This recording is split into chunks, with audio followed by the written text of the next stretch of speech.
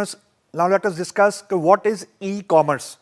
अब जो ई-कॉमर्स है उसका जो बेसिक इंटेंट है वो ज़रा आप लोगों ने समझने की कोशिश करनी है।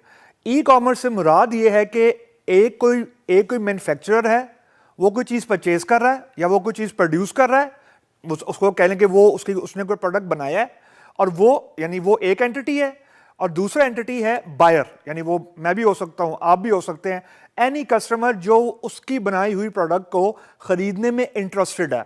तो अब आपके दिमाग में ये आ रहा होगा फिर ई कॉमर्स क्या चीज़ है, what is electronic commerce. Electronic commerce सिर्फ उन इश्यूज को डील करती है कि जो काम मैन्युफैक्चरर और बायर ऑफलाइन कर रहे थे, यानी फिजिकली जाके कर रहे थे, हम सिर्फ जो परचेजिंग का मैकेनिज्म है वो हम लोग ऑनलाइन ले आए हैं। मतलब व्हाट डज इट मीन, इससे मुराद ये है कि जितने भी एक्टिविटीज, जितने भी एस्पेक्ट एक बायर और एक मैन्युफैक्चरर आपस में सेल परचेज करने के लिए करते थे, स्पेसिफिकली सेल परचेज के लिए, यानी पेमेंट के लिए, यहां पे मैं स्ट्रेस कर रहा हूं वर्ड पेमेंट के लिए, जिसको हम लोग ई कॉमर्स में ट्रांजैक्शन बोलते हैं। मतलब ई कॉमर्स उन तमाम चीजों को एड्रेस करता है या उन तमाम इश्यूज को एड्रेस करेगा जो पेमेंट से लिंक है या ऑनलाइन सेल परचेज की जितनी भी एक्टिविटीज हैं उनसे लिंक है। दैट इज वन पॉइंट, और ये बहुत बड़ा चेंज है। द सेकेंड थिंग इज कि जैसे मैंने कहा कि जब मैं ऑनलाइन का वर्ड यूज कर रहा हूं तो आजकल के दिनों में एज वी स्पीक ऑनलाइन का मतलब से मुराद ये है कि इंटरनेट पे जो सेल परचेज हो रही है। अब इंटरनेट पे सेल परचेज के अलावा और बहुत ज्यादा एक्टिविटीज हो रही हैं, लेकिन क्योंकि हमारा फोकस सिर्फ उन एक्टिविटीज के ऊपर है जो ई कॉमर्स की अम्ब्रेला में आते हैं और वो सिर्फ सेल परचेज से रिलेटेड हैं।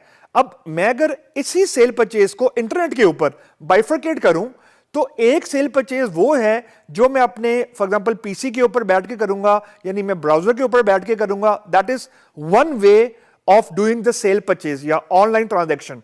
But the more emerging thing, यानी वो चीज जो आजकल बहुत ज्यादा इन है, that is mobile payment. Mobile payment is just like a hot cake these days. What does it mean?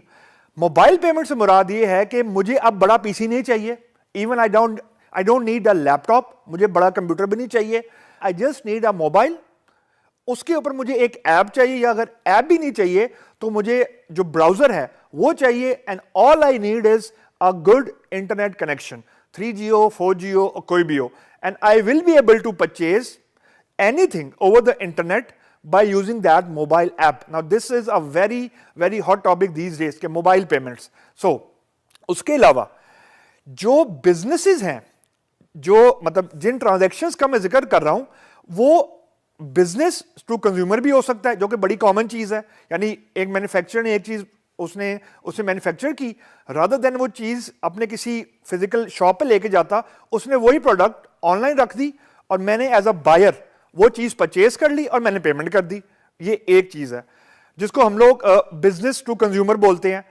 इसके अलावा और बेतहाशा कैटेगरीज हैं। दूसरी कैटेगरी है business to business. What does it mean? Business to business से मुराद ये कि अब इसमें एक जो एंटिटी है वो कोई चीज प्रोड्यूस कर रहा है, दूसरा खरीदने वाला भी कोई मैन्युफैक्चरर ही है। यानी अब आप ये सोच रहे होंगे कि अगर एक मैन्युफैक्चरर ने एक चीज बेची है तो वो दूसरे मैन्युफैक्चरर को कैसे चीज बेचेगा? इससे मुराद ये है कि एक फॉर एग्जांपल एक गाड़ी है, अब गाड़ी के अंदर मल्टीपल कंपोनेंट्स हैं। अब एक मैन्युफैक्चरर ने गाड़ी का एक कंपोनेंट बनाया, फॉर एग्जांपल गियर बनाया, और वो दूसरे मैन्युफैक्चरर ने जो कि गाड़ी बना रहा है उसे परचेज कर लिया। That can be done over the internet also. तो ये डिफरेंट कैटेगरीज हैं।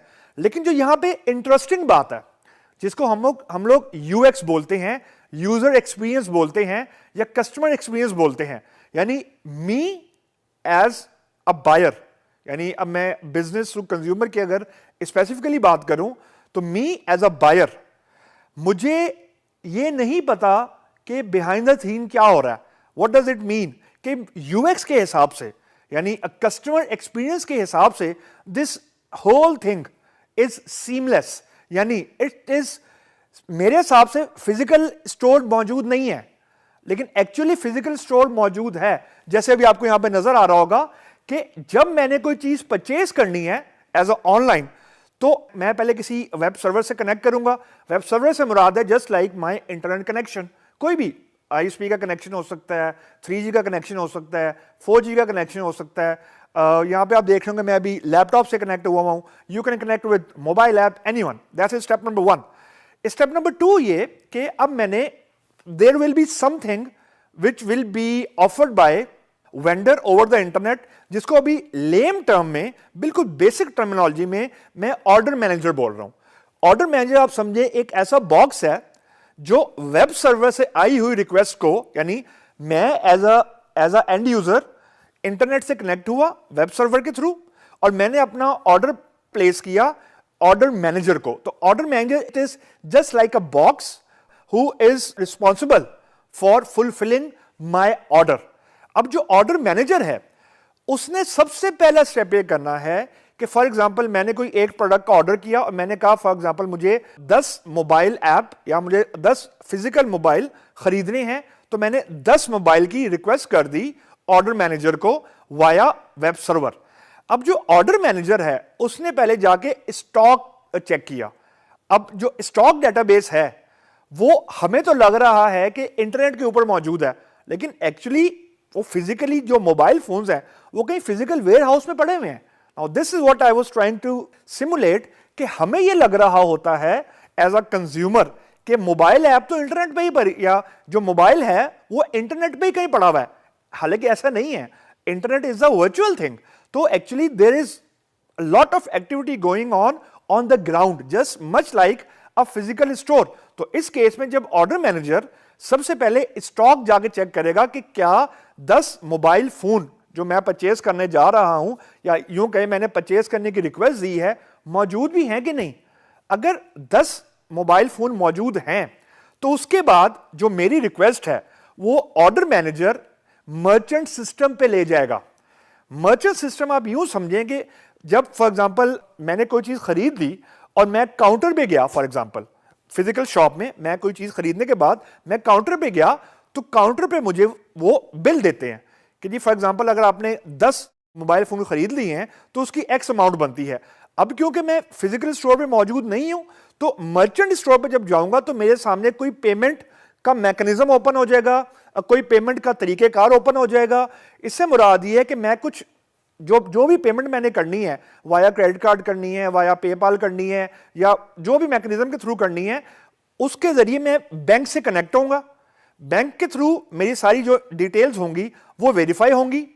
उसके बाद वेब सर्वर के थ्रू मुझे पता लगेगा कि जी मेरी पेमेंट क्लियर हो गई है और एक ऑर्डर नंबर जनरेट हो जाएगा। ये तो मुझे लगेगा एज अ एंड यूजर, लेकिन बिहाइंड द सीन क्या होगा, जो मेरी चीजें हैं वो वेयर हाउस से डिस्पैच होके, किसी फिजिकल स्टोर से डिस्पैच होके व्हील पे, यानी जो भी डिलीवरी का मैकेनिज्म है उसके थ्रू मेरे पास पहुंचेंगी उतने दिनों के बाद जो मुझे ऑर्डर में बताया गया होगा। इससे मुराद ये, अब आप ये पूरी सिचुएशन को देखें जरा, जो डेटाबेस को चेक कर रहा है, जो वेयर हाउस से चीज डिस्पैच हो रही है और जो व्हीकल में चीज मुझे मिल रही है, ये देखने में तो मुझे मेरे लिए सीमलेस है। मतलब to be honest I don't know कि ये 3 स्टेप्स हो रहे हैं। मुझे तो बस ये पता है कि मैंने एक वेबसाइट के थ्रू एक ऑर्डर मैंने पुश किया, अपनी क्रेडिट कार्ड की या जो भी पेमेंट का मैकेनिज्म था वो मैंने पुट किया, मेरी डिटेल्स वेरीफाई हुई, I got my product, this is it. So for me this is 3 step कि ऑर्डर प्लेस किया, डिटेल मैंने देखी, मैंने पुश की, मेरी पेमेंट वेरिफिकेशन हुई, I got the product, this is it. मेरे लिए जो डेटाबेस में जाके चेक हो रही है चीज, वेयर हाउस पे जो भी डिस्पैचिंग का प्रोसेस हो रहा है, व्हीकल पे चीज लोड होके मुझे मिल रही है, these things are actually going on behind the scene. तो ये एक्चुअली सीमलेस से मुराद ये होती है कि as a end user from the UX viewpoint या from the consumer viewpoint, I am not aware of these details.